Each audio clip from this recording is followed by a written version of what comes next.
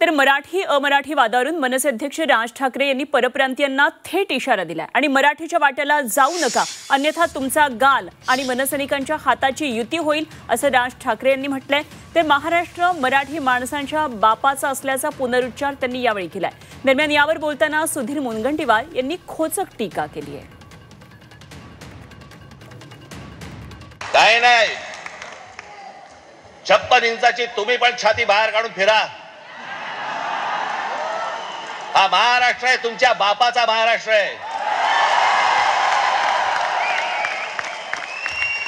परत कोणी जर महाराष्ट्रामध्ये वेडवाकडं वागायचा प्रयत्न केला, माझा महाराष्ट्र सैनिक त्याचा गाल आणि त्याचा हात या सगळ्या गोष्टींची युती झाल्याशिवाय राहणार नाही।